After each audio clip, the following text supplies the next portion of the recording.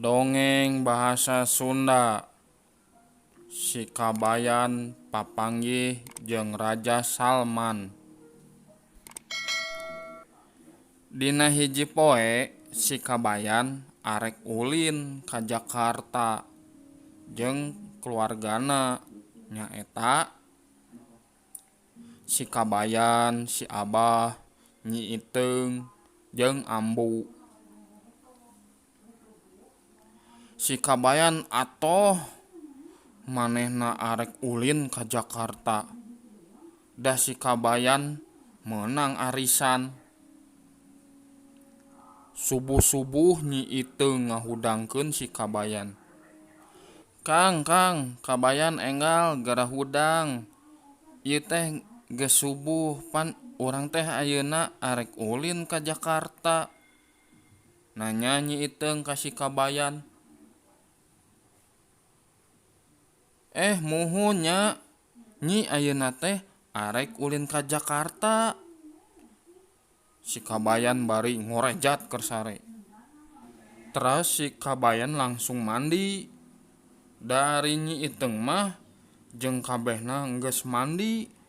Tinggal we si Kabayan nu can mandi mah. Geus nepi di Jakarta, si Kabayan rada ngahuleung. Da kota Jakarta mah gedungna taringgi. Si Kabayan nanya ka si Abah, "Bah, ari urang teh arek ulin ka mana? Ari di Jakarta teh." Nanya si Kabayan ka si Abah. "Duh, Abah ge teu apal. Da kota Jakarta mah lega. Kan sugan teh maneh apal Jakarta teh. Kan maneh nu ngajakan ulin ka Jakarta teh. Kabayan, borok kokok." Jawab si Abah, "Hayu atuh urang leumpang we ayeuna mah. Kan urang mah arek ulin, jadi ulah khawatir." Si Kabayan ngajak ka keluargana. "Hayu atuh," jawab keluargana. Teu lila keluargana nepi di Bandara Soekarno-Hatta.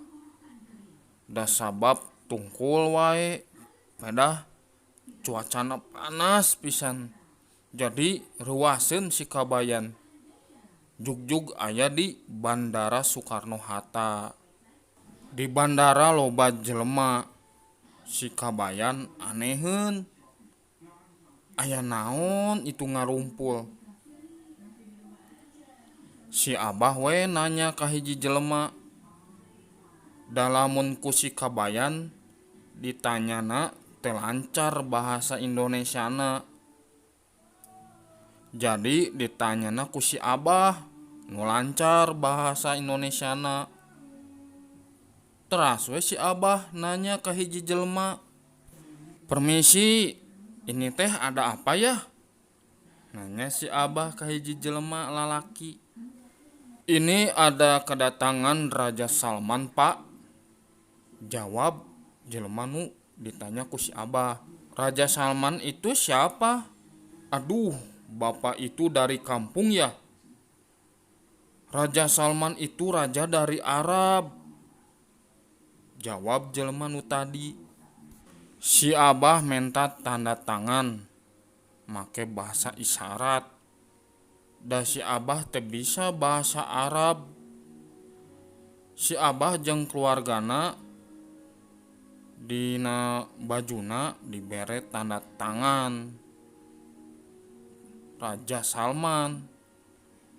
Si Kabayan geus teu dinya langsung we balik ka imahna.